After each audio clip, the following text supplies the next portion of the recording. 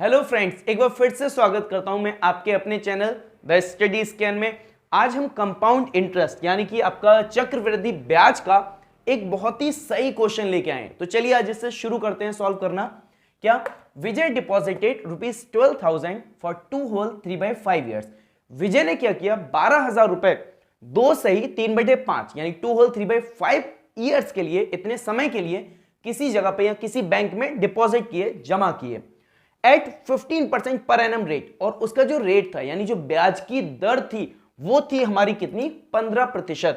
अब हमसे कहा जा रहा है कि what amount does Vijay get after 2 whole 3/5 years, यानी कि 2 सही 3/5 साल बाद विजय को कितनी अमाउंट यानी कि उसका ब्याज लग के जो पैसा मिलेगा वो कितना होगा। चलिए शुरू करते हैं। तो देखिए रेट दे रखा है हमको 15% पर एनम।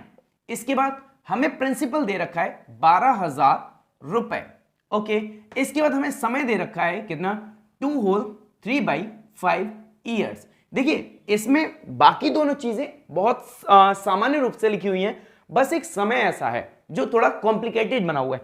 एक्चुअल में वो ये कहना चाह रहा है कि 2 साल तो पूरी चली गई और जो तीसरी साल थी उसका 3/5 हिस्सा जमा किया हुआ था, यानी उसके बाद उसने पैसा निकाल लिया।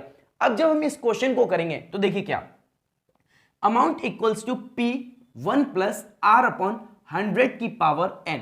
ये हमारा कंपाउंड इंटरेस्ट के द्वारा अमाउंट निकालने का एक फॉर्मूला, ठीक है। अब हमने क्या किया, प्रिंसिपल हमें दे रखा है कितना, 12,000 प्लस रेट हमारा है 15% अपॉन 100 की पावर 2।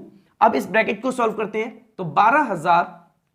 देखिए जब भी कभी ब्रैकेट को सॉल्व करना हो इस तरीके से, आपको सिर्फ इतना करना है कि 100 में 15 को ऐड कर दीजिए, यानी 100 में 15 जोड़ा 115। अब ये सीधा सीधा 115/100 यही निकल के आएगा। यानी कि जब भी कभी, ये मैं ट्रिक भी बता चुका हूं अपनी पुरानी वीडियोज में, कि जब भी कभी हमें फ्रैक्शन में 1 जोड़ना होगा तो हमें जो फ्रैक्शन दे रखा है हमें उसके अंश और हर को जोड़ के अंश बना देना है, वही हमारे उस फ्रैक्शन का यानी भिन्न का योग यानी सम होगा।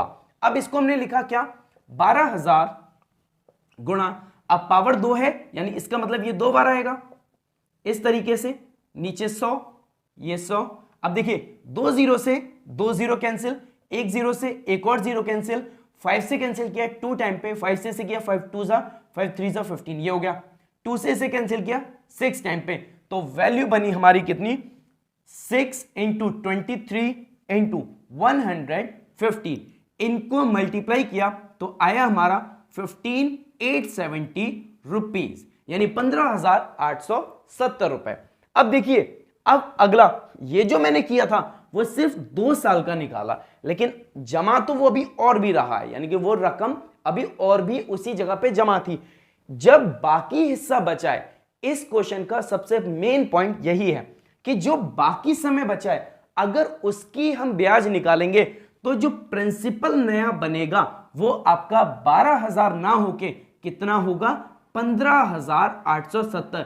ये आपका दोबारा से प्रिंसिपल बन जाएगा, क्योंकि कंपाउंड इंटरेस्ट की पुरानी वीडियोस में मैं पहले ही बता चुका हूं, साधारण ब्याज वह ब्याज होती है जिसमें आपने कोई रकम जमा की, उस पे ब्याज मिली 1 साल बाद या 2 साल बाद कभी भी लेंगे वो समान रूप से बढ़ती जाएगी। लेकिन अगर हम बात करें कंपाउंड इंटरेस्ट की यानी कि चक्रवृद्धि ब्याज की, ये वो ब्याज होती है जो हर साल ब्याज पर भी मिलती है। यानी कि मान लीजिए क्या किसी ने 100 रुपए दिए या लिए, पहली साल में 10% के हिसाब से मैं कह लूं तो ये 110 हो गया, ठीक है। अब अगर अगली बार जो आएगा तो इस 110 में आपका 100 रुपए तो प्रिंसिपल था, 10 रुपए आपकी ब्याज थी, और जब एक और साल 10% पे रहेगा तो समझिएगा इस 100 का 10% बना 110, यानी कि 10% 10 हुआ, 100 में जोड़ दिया 110 हो गया, और साथ में इस 10 का भी क्या करना है, 10% निकलेगा,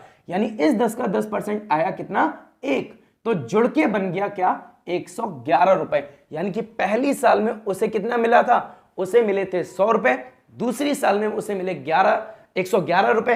तो उसी तरीके से ये कि जब 2 साल रुपया बढ़कर 12,000 से 15,870 हो चुका है। तो इसका मतलब ये हुआ कि बचे हुए समय में ब्याज उसको 12,000 पे नहीं बल्कि 15,870 रुपए पे मिलेगी।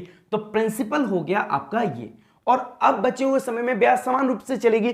तो अब यहां पे आपको कंपाउंड इंटरेस्ट नहीं निकालना, बल्कि अब इस रकम का आप सिंपल इंटरेस्ट निकालेंगे। यानी कि ये हो गया आपका SI equals to P into R into T upon में 100, यानी प्रिंसिपल आपका 15,870 हुआ गुणा रेट आपका 15% वही चलेगा, समय आपका 3/5 यानी कि मैं 100 और इसका 5 मैंने यहां ऐसे लिख लिया। 5 से ये 15 काटा 3 बार में, 3 3 9, 9 को 0 से गुणा किया, 0 का 0, 9 7 63 का 3, 6 हासिल हो गया, 9 8 72 और 6 78, 8 आ गया, 7 बचा, 9 पंजे 45 और 7 52 का 2, 5 आया, 9 एकम 9 और 5 14, ये हो गया। और नीचे का 100 है तो 2 के बाद में डेसिमल, यानी कि ये हो गया आपका कितना 1428 रुपए 30 पैसे। यानी कि बचे हुए समय में यानी 3/5 समय में उसको 1428 रुपए 30 पैसे और मिलेंगे। ठीक है, ये हमारी बचे हुए समय की ब्याज आ गई। अब हमसे पूछा गया है कि उसको टोटल रुपीस कितने मिलेंगे, यानी उसका टोटल जो बनने वाला पैसा होगा वो कितना होगा। तो देखिए 15,870 यहां बन चुके थे, 1428 रुपए 30 पैसे और मिल गए।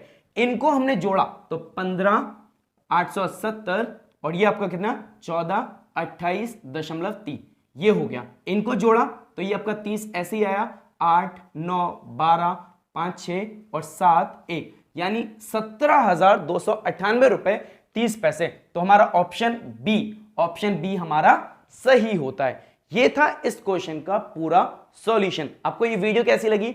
जनरल सॉल्यूशन था, कैसा लगा कमेंट्स करके जरूर बताइएगा। तो चलिए चलते हैं, मिलेंगे अगली वीडियो में कुछ अच्छे से इंटरेस्टिंग से क्वेश्चन के साथ। तब तक के लिए बाय बाय।